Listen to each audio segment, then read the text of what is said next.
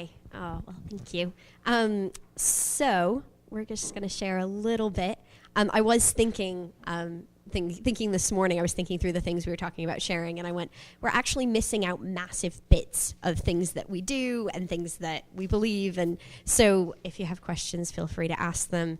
And and don't assume that we're covering everything there. We're also aren't saying that we have everything sorted out or we have everything together. We're learning constantly, and you'll hear about some of the ways that we kind of reevaluate things and try and be flexible in what we're doing because we're experimenting in a lot of ways. We've actually been going somewhere between 2.5 and 3 years. We're not quite sure because we kind of started accidentally a bit sooner than we planned on starting, and you kind of realize that, actually we've already started, but we're not quite sure when. And so sometime in the gathering to pray about it, the church kind of just started. And then, so it's been somewhere in that vicinity there. Off the top of our heads, counting yesterday, we think we've baptized 12 people since we've started there. There may be more, but we couldn't think of any other ones, so we think that's it there. And all of those people would be new Christians. I think 2 became Christians before the church started, and then everyone else has been since. And actually all but one of them are people with backgrounds in either some type of addiction and or severe mental health issues. So that is, that's kind of where we've been seeing a lot of the most fruit going on there. As a church, a lot of people, the first thing people ask you is, where do you meet? And we don't have an easy answer for that. Just for the times that we've met as a whole church, which isn't all the time, as you'll hear, we could count 10 different places that we've met since we've started meeting together. And one of them, the first one was actually the top room in a pub. That was the kind of place where your feet stick to the ground, which is why we didn't actually stay after 6 months or so. My favorite place was there was a community center that outside the walls had a massive mural that was a whole bunch of fruit and a giant baby's head. No idea. They've actually now painted it, and it's just white, which was a bit disappointing.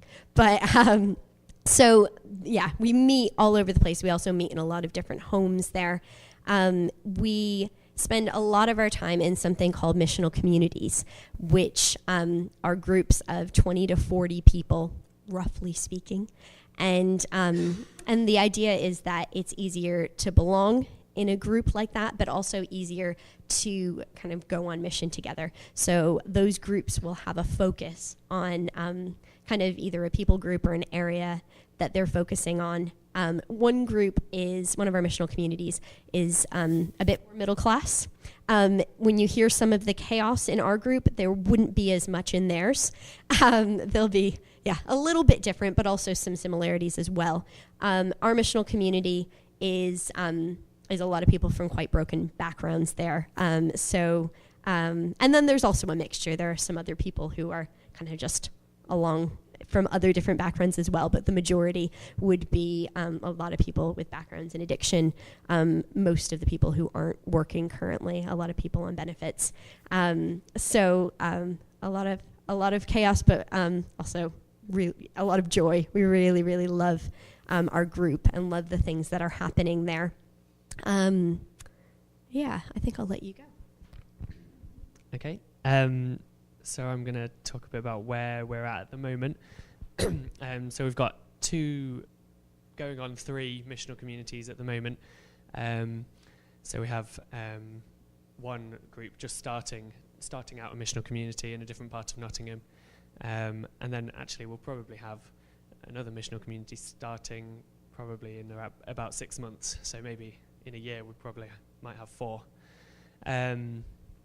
We meet twice a month as a whole church, all together on a Sunday and on a Thursday night. We meet 3 times a month as a missional community.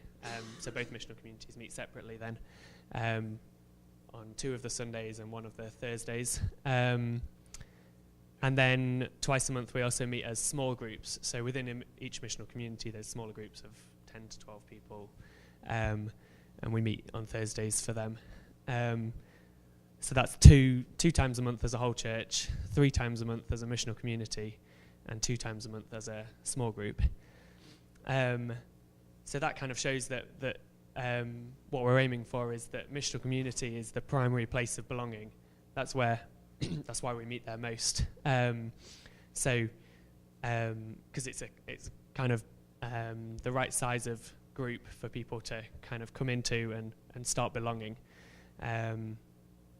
And also CCN is primarily based. CCN, do you know? It's Community Church Nottingham. That's the whole church's name. So CCN is primarily based around mission, which is why we're not just going for a Sunday morning service. We're kind of trying to be a bit more flexible and trying to not stick to the rigid Sunday morning service every week. So we do one Sunday a month, which is a classic Sunday morning with a preach and a worship band and things like that.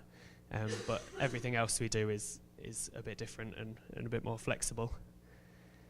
We also, because it's based around mission, and missional communities, something we've learnt about missional communities from 3DM, the people who invented missional communities. They teach about it a lot, but they say a characteristic of a missional community is being low maintenance and flexible. And we've definitely found that being useful. We've got some examples of how we've tried to do that.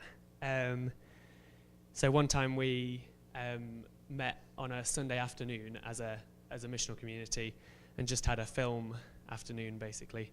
So it was a great place to just invite your friends, and we had loads of people from the community, and just to watch a film, we kind of gathered together and hung out for a bit, and then watched half the film, and then hung out, and then watched the other half of the film and hung out a bit.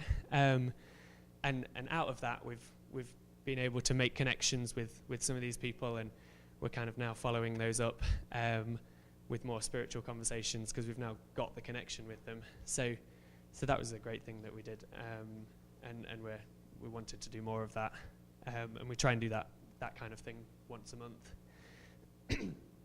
And then another time that we've learnt from is we used to have another missional community gathering once a month on a Sunday morning, similar to the All Together Church one, where it is a classic Sunday. And we were starting to kind of realise that it was a bit too high maintenance for us, and the leaders were getting a bit worn out, and so because we were trying to keep it flexible, we decided to just pick 2 things to do every time we met in that group, and so either do like just worship and then a bit of Bible, or just I can't think of another example, but yeah, testimonies was one of them. So we did that one week, and one of the ways we did the Bible teaching is a bit different as well, because so the last one Hannah led was our Christmas one, and instead of just kind of standing at the front and teaching out the Bible, we acted out the nativity story, and Hannah went around as it was kind of going on and asked people how they were feeling. So as the angels came and proclaimed the good news to the shepherds, Hannah was asking people how they felt, like shocked and things like that. And that was a really great way to engage people, and we thought that worked really well. So low maintenance and flexible. Just that one other thing, which I think it's so normal, and you guys do that a lot too. Jake forgot to mention it, but we do eat just about every time we meet. I can't think of a time when we don't eat. So that actually includes even the all-together monthly Sunday meetings there. There's always some type of eating, and it sometimes has been a late lunch and sometimes has been breakfast, and depending on when we're meeting and how we shift things up. But that happens as well. So how many people have heard of a concept called people of peace? Is that a familiar thing? A couple there. Okay. So that's something that's been really, really helpful for us. Before, probably 8 or 9 years ago. Before I'd properly heard about People of Peace there, I met kind of randomly this Latvian girl called Laura. And she seemed to be maybe a bit interested. And so I invited her along to an alpha and went to the first session there, and she was not interested at all, not even a tiny bit. She played on her phone the whole time. Some of it was, I think, alpha was intellectually way over her head. So there was that. But I gave up on the alpha, but I kept, inviting her around my house and meeting up and that kind of a thing. And she just wasn't interested. And actually our relationship was also quite difficult too. Like, it was kind of, you had to try really hard to be friends kind of thing. It was one of those people. And I think afterwards I always felt a bit guilty about it, kind of like, if I'd done something better, if I'd tried harder, if there was something there. Does anyone relate to that? Anyone felt like that before? So the idea of People of Peace comes from Luke 10, and actually, if you guys want to look, you can if you'd like to. It's a bit of a longer section, but so it's So we'll say Luke 10, 1 through 11.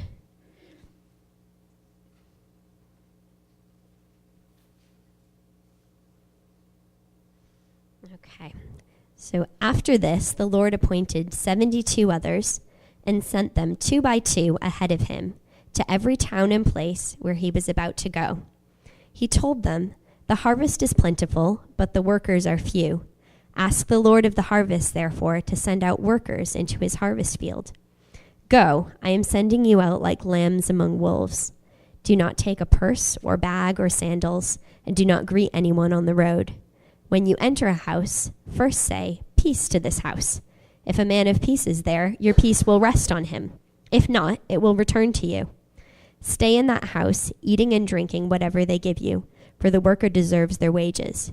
Do not move around from house to house. When you enter a town and are welcomed, eat what is set before you. Heal the sick who are there and tell them, 'The kingdom of God is near you.' But when you enter a town and are not welcomed, go into its streets and say, 'Even the dust of your town that sticks to our feet, we wipe against you. Yet be sure of this, the kingdom of God is near.'"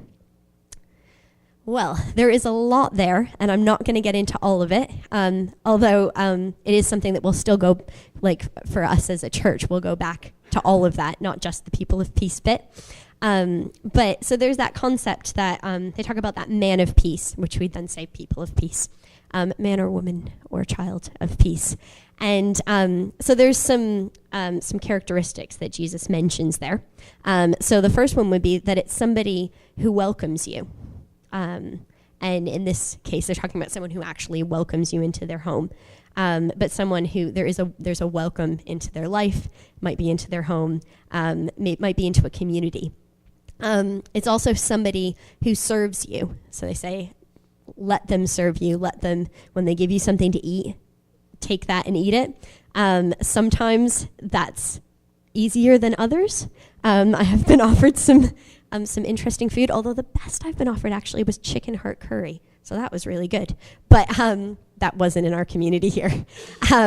But yeah, so let them serve you, whatever they're doing for that, but keeping an eye out for someone who's actually going out of their way to serve you. And then the last thing is there's someone who's open to your message. I'd say, or someone who's open to spiritual conversations. So it might not be someone who's fully there, who's like, yes, I want to follow Jesus, but it might be someone who wants to talk a bit, who wants to have at least has some interest there. And Jesus says, look for somebody like that, and when you find them, stay with them. Don't keep moving around, but stay there. Kind of find where God's already working and stay there.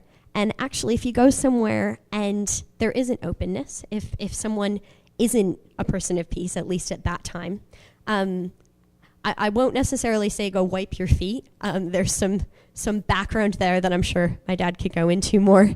And there's some cultural things going on there. But actually, don't spend all of your time focusing on someone who actually just isn't ready. That's okay. We're not trying to manipulate them into the kingdom, and they have their choice. And if they're not ready, that's okay. It doesn't mean that someone has to be dead to us. If they're, we still care about people. We still, still have friends, but also looking around and saying, where am I spending most of my time? If there's someone who's really, really hungry, and actually, because I'm so busy over here, I have no time for them. Jesus is saying, look for where God's working. So that's what we look for. We look for people of peace and just encourage the guys in our community to look for people of peace. So one example is there's a guy in our community called Joe who is brilliant. He's been a Christian about 1.5 years and has been off drugs and alcohol for most of that, couple of blips, but has just grown massively. And he's got this neighbor called Cheggers, who we love to bits. He is full of personality and about this tall. I think he's a really sweet guy. But so Cheggers is very obviously a person of peace, and also his partner Diane. They really love Joe. They're around his house all the time. They feed him constantly. Joe had the flu for a couple of weeks, a really bad one, and I kept calling to see if he needed some food, and he's like, no, Cheggers and Diane are like stuffing me. I can't even eat it, and they're bringing it round. We actually had, as a missional community, had a kind of a party around Joe's house like a month ago or so, and Joe initially asked Cheggers to make a chili, and Joe was going to make a curry. Cheggers ended up making the chili and the curry. He does complain sometimes, he's like, I have to do everything. We're like, okay, Cheggers. But he goes way out of his way to serve Joe particularly, massively out of his way, kind of rips things out of Joe's hand and doesn't let him do it there. But also, Cheggers and Diane have been asking a lot of questions. Cheggers has had a dream with that God was in. There's a lot of openness there. They're still a ways away. Cheggers is still an alcoholic, so he didn't actually make it to the party that he made the curry and the chili for because he drank too much and then couldn't make it. So there are things that we're working through there. But they're very obviously people of peace. There's obviously something that God's doing in them. And so we just want to particularly go out of our way, both for Joe, but also to support Joe in making time for them and answering their questions, because they're people of peace there. Just one other example is this guy called Alex, who's in the small group that we lead. So Alex is not a Christian yet. He's been around for 4 years-ish, so he was around with some Christians before we came along. He brings all of his friends, and they become Christians, and they get baptized. And Alex just won't make the jump, so he just kind of teeters there. But he's in everything. He's in the middle of everything, and he actually continues to introduce us to friends. So with Alex, he's kind of a door opener person of peace. We're still praying for Alex to make that leap there, and we could even make the argument he probably does know Jesus. He just won't admit it. He's right there. But so with Alex, we're still going for it. But and he's very much loved and a part of our community. But also we kind of look for who Alex knows, because he's one of those people that knows everyone and really, really worries about his friends. So he introduced us to a friend of his who's addicted to heroin and is now currently homeless in the center of Beeston. So we'd known Ian and had him around our house, but actually Ian has several friends who are in a similar state. So actually we're connecting to all of those guys there, and they've come along to stuff a bit. And so that's all through Alex, but that's not even counting the other people that Alex has brought along. So that's another type of person of peace, is someone who's kind of that door to the community as well. And that's something that's been helpful for us.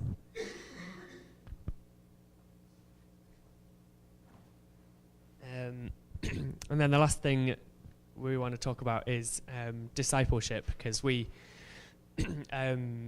seem to have a bit of a different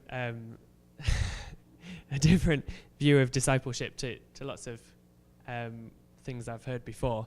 And our understanding of discipleship comes from the Great Commission, and Glenn was referring to it earlier. It can be summarized as making disciples who make disciples who make disciples, etc. But yeah, Glenn was saying that earlier. And so, yeah, we think discipleship is tied to mission as well. And so when we're going out and reaching people, we want to be discipling them as well before they start following Jesus. So we believe that discipleship starts before they know Jesus. So for us, I guess it kind of looks like people kind of coming into community with us, with Christians, and then coming into relationship with Jesus, and then after that, sharing what they've experienced and looking for and inviting new people of peace. So they start as people of peace, and then they end up searching for and inviting other people of peace. But all the way through is the discipleship journey. And so all through that, they're becoming free from addiction, and they're functioning well or learning to function well in community and in the rest of society. So yeah, discipleship's all the way through. That's the kind of key idea that we're thinking about. And talking about community, that's a big thing for us in CCN, where we're trying to live in community.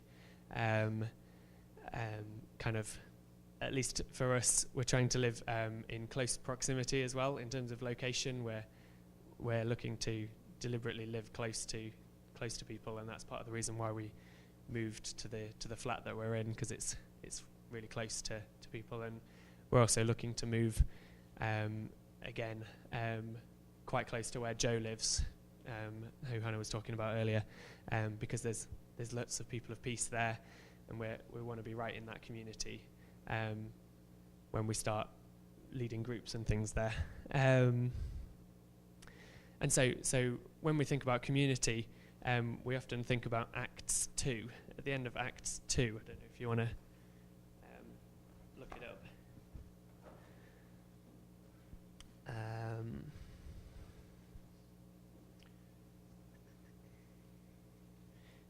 So I'll read from 44. All the believers were together and had everything in common, selling their possessions and goods. They gave to anyone as he had need. Every day they continued to meet together in the temple courts. They broke bread in their homes and ate together with glad and sincere hearts, praising God and enjoying the favor of all the people. And the Lord added to their number daily those who were being saved. And so it talks about praying together, worshipping together, eating together, and so that's what we try to do in living in community. Like Hannah said, we eat pretty much every time we meet, and we pray and worship together.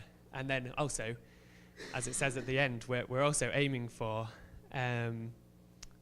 every day people being added to our number. That would be awesome. Yeah. We really, really want that.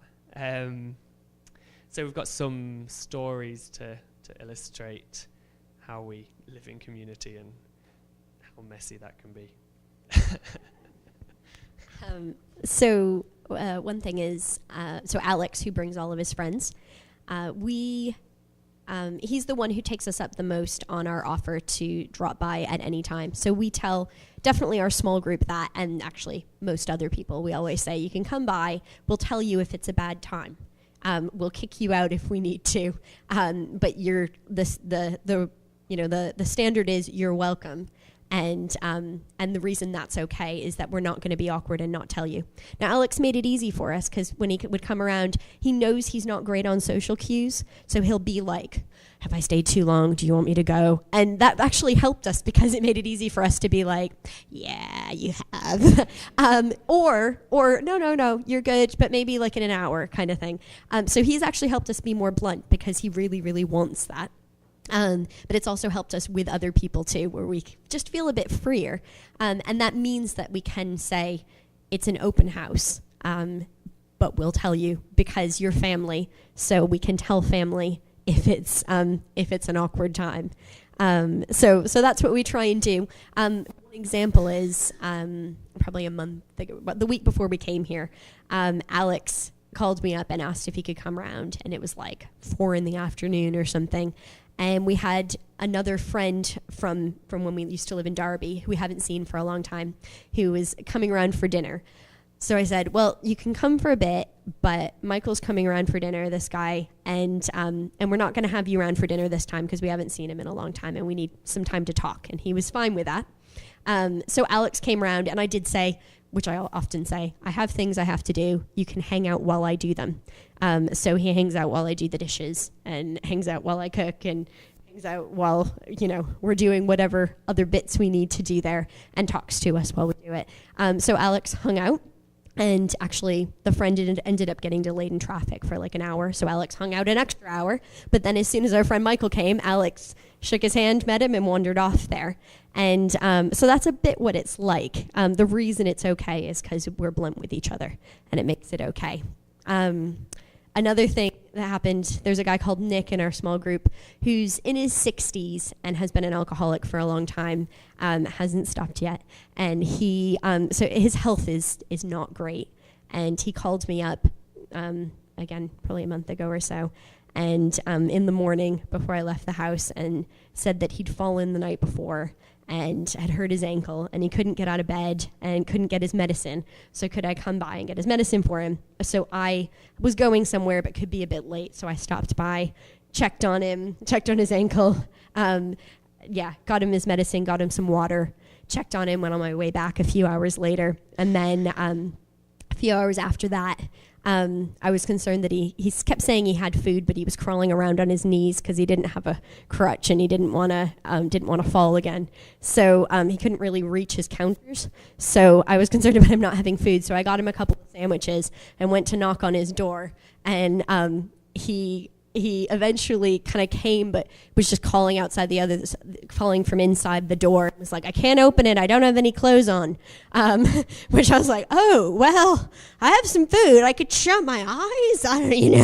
So all he did, he's crawling around in the dark. And then he opened up the door, but kept the chain on. So it's like this big. So I was squishing the sandwiches through the thing. I felt really bad. I'm like, you sure, Nick? I'm just, feeding him. Felt like feeding a prisoner through the keyhole or something. You'll be glad to know Nick is actually all right. Since it turned out he broke his ankle and he did eventually go to the doctors, and when we left, he was doing okay. So he did survive the episode there. But that's a bit of what our community looks like. And then another story is Alex again. It was his birthday party. So instead of a small group, we decided to have a birthday party for him. So we invited quite a few people because Alex was happy for us to invite people. So we invited our friend from upstairs, our neighbour who came down and joined us for that. And then I think a few people had got to the flat, and then we got a call saying another friend was on his way but didn't know how to get to the flat, so he was getting to a bus stop nearby, and Nick was here at our flat, and so Nick was like, okay, I'll go get him, and so Nick left, wandering off to the bus stop to find him, and then like 2 hours later, the bus stop's like 5 minutes away, if that, and 2 hours later Nick still wasn't back, so I should have stopped it because I hadn't been thinking through that Nick had more than usual at that point.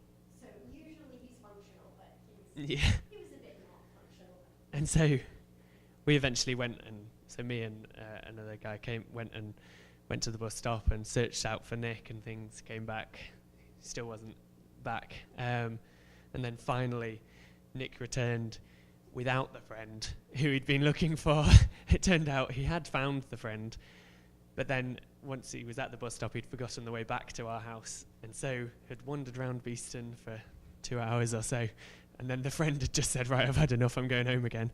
So that's the kind of thing we expect from our group, is losing people for 2 hours or so. Just kind of, that's not an unexpected occurrence. And And after that, when Nick got back, someone else in our group, Sophie, said, I love this group because there's something different and unexpected every time. And that's really true of our group.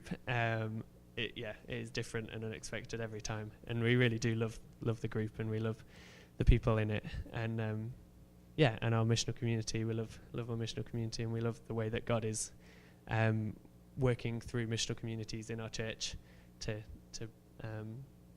share the gospel with the people in Beeston. Have you got any questions for us? Happy to answer anything. Yep. So I've heard the number one main thing was common. Do you guys find that there's like a competition for people trying to move, that's not the right word, but or go out and spread Islam or spread Christianity? I mean, does that happen? I'd probably be the one. So where I used to live in Derby was a kind of a highly Muslim area. Where we are right now isn't so much, so it wouldn't be much of a factor where we are at the moment there. So where I was in Derby, again, there's a mixture of ethnic groups. When you're talking Islam, it's just like Christianity, and having people who are quite different from each other and wouldn't even relate very well together there. I haven't really experienced any kind of militant proselytizing in Islam, and having had lots of Muslim friends there, that hasn't been something. My experience, I think I can probably have met one guy that felt a bit like that. He actually reminded me a bit of the Apostle Paul when he was Saul. He was that kind of person where I was like, if you came to know Jesus, you'd be a really interesting person there. Otherwise, other people that I've met have been quite happy to be friends with Christians, and actually often quite open to Jesus. So there's a family that I got to be really close to that's Kurdish, who the dad is another, he's like Alex, he's a person of peace who just won't make the leap himself. So he'd still say he's a Muslim, but he brings people to the church in Derby.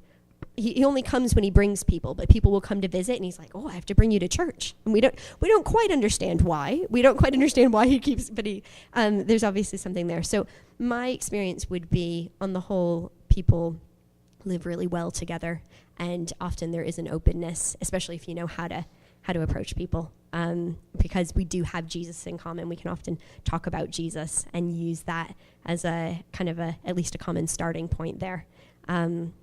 So that's been my experience. I haven't had negative experiences around that. What was the film that you guys watched?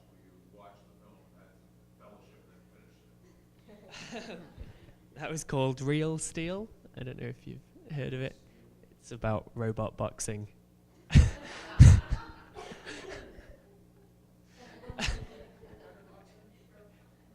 Robot boxing. Yeah. Not a Christian film, No. Yeah. I'll have to watch it first to see if it was appropriate. Interestingly enough, though, I suggested it because I thought it was one that would, it just worked all around and didn't have anything that you'd cringe about or anything. But it turned out that two of the people of peace who'd never been to anything before who came, our neighbor and someone else's friend, both of them were really, really into boxing, which we hadn't known. Like super into boxing. Were telling me all sorts of things afterwards. So that felt like a bit of a God thing, actually.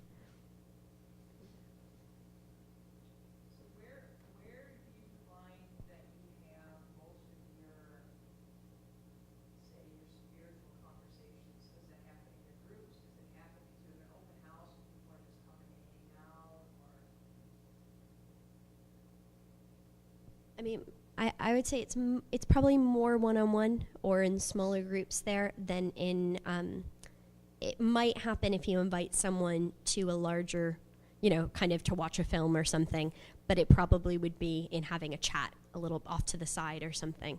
I mean, you had a chat with our neighbor.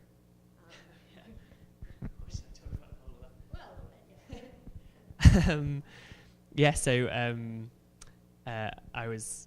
I think I went out to the car once, and my neighbour was upstairs on his balcony having a smoke, and I kind of turned around and said hi, and we just got chatting about things, and the sun was coming down early because it was the shortest day of the year, and he was talking, and he said, oh yeah, because I'll be doing my magic later on, or my witchcraft later on or something. I was, okay, so let's have a conversation about that. And then, he was telling me lots of things about his supernatural experiences with that, and I was talking to him about my supernatural experiences of healing and things like that, of God healing people, and it was great because I was able to say that I think there's some good supernatural stuff and there's some bad supernatural stuff, and I think I'd want to stay with the good supernatural stuff and not so close to the bad supernatural stuff, and he agreed with me, so I guess we'll see where that goes, but yeah, he was open to more conversations about it and things, so yeah, that was a good open door there. Yeah, so if that answers your question, probably more in the just happen to have a chat kind of thing rather than in a formal setting. How much does your respective works, like what you do for work during the day, open the door for people to come into your community, or is it it's more where you live and just your off-work time? Yeah. So because I was on a charity worker visa, was working for the church. I'm about to start a couple of other jobs there, and that's been an interesting one in kind of going, am I looking for a job that definitely opens doors, but also that might mean if I was a housing officer or something, that might mean that I'd be the bad guy for some people, and maybe that'd be an unhelpful job. So it's been an interesting one having that discussion there. I wouldn't say work is the primary thing for us. So, I mean, Jake, yeah. So before Nottingham, I lived in Derby, and I still work in Derby. So when I lived in Derby, I would say definitely all of my people of peace were at work, people I worked with, and some of them I lived with, and so I was, there's one girl particularly that was really open to Jesus. I'd say now that I'm living in Nottingham, it's a bit more difficult because inviting them to church and things is harder because it's in a different city, and it's not where they live. But still, certainly some of my people of peace are from work, but now some are also from Beeston. So I'd say it definitely was from work when I was working in the same place as I was living, but not so much anymore.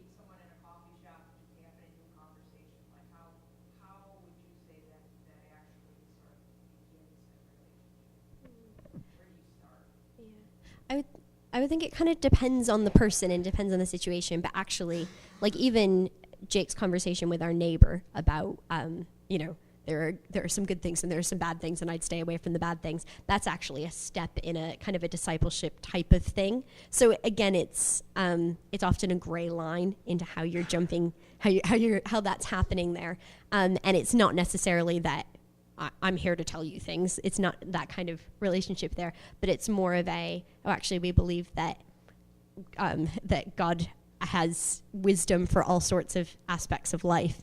And so we could teach someone, actually just go, you know what? Actually, I was reading this thing in the Bible. You might find that a bit helpful. Or sometimes you might not, it might not be that explicit, but might just be a bit of advice that we give, but actually it's advice that comes from the Holy Spirit. So that kind of a thing. Does that answer your question?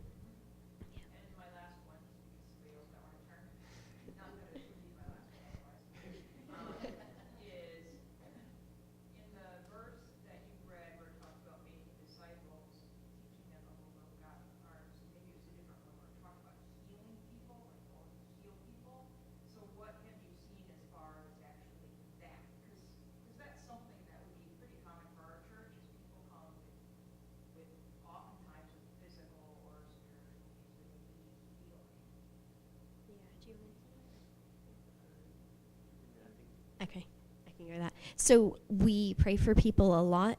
We don't always see people healed. It's been interesting that the guy who currently leads our missional community was involved in a group before our church that was kind of working with a similar demographic of people. And he said for a while there, they had probably a year or two where everyone they prayed for got healed. And then actually after a while it kind of stopped, and he doesn't understand it and he doesn't know why. He kind of felt like there was a special grace on there. He said it was like hundreds of people they prayed for and got healed. So now I don't know what we'd say the percentage is, but we pray for a lot of people. They don't all get healed, but we have seen people definitely get healed. We've seen people's backs healed and shoulders healed. We saw a guy, so that guy Joe had one of his relapses into drinking, and actually then he decided he was going to stop drinking, and someone prayed for him that he wouldn't have the effects, wouldn't have the hangover from it, and he didn't have any effects that time. Again, that's it. So it's some of those kind of things there. So we've seen healing. We're pursuing it more than we're seeing it, but we're going for it.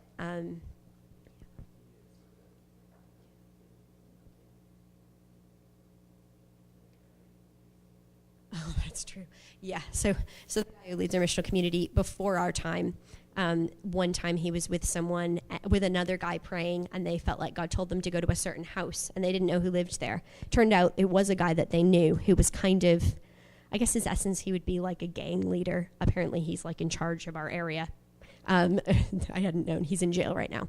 But not a nice guy. But this guy was fully drunk at the time that they went there, and felt like God wanted him to talk to him. And so they prayed, and he got fully, was suddenly stone cold sober, and actually has had no desire to drink ever since. So he still isn't a Christian. He's in jail for who knows what. And it still isn't, he was like, he still isn't a nice guy. But he knows that God did that. He hasn't had a drink since. He has like the opposite of that there. So it's an interesting one. I mean, we'd be like, God, why don't you do that for everyone? Please, why not everyone?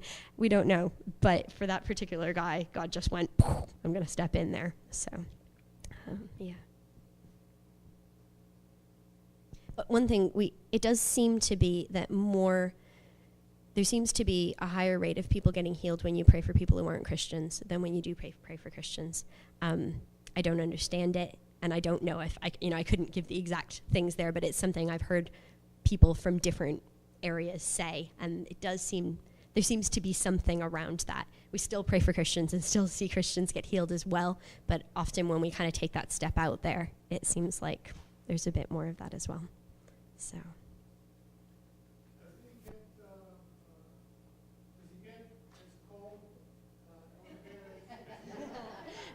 No, not as cold. It's pretty rare for it to go below freezing.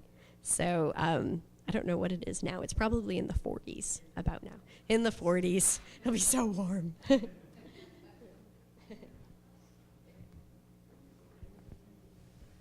Great. Thank you, Hannah and Jake. We're going to have lunch so that you can ask more questions. And I know we went a little bit longer. But I want you to think, this was not a message. It was sharing of testimonies.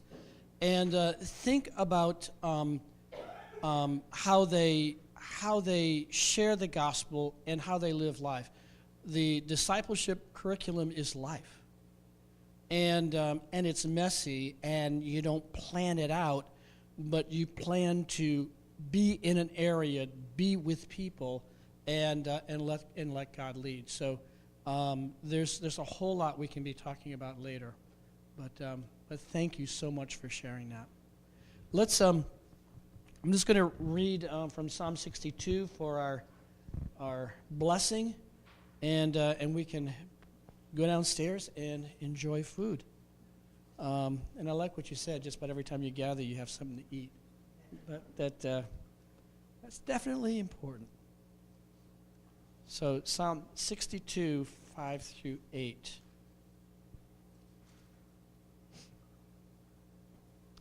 Find rest, O my soul, in God alone. My hope comes from him. He alone is my rock and my salvation. He is my fortress. I will not be shaken.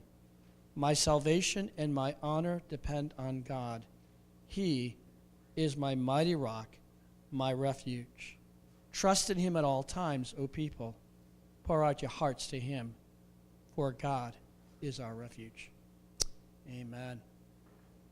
God bless you. Let's be dismissed and go have some food.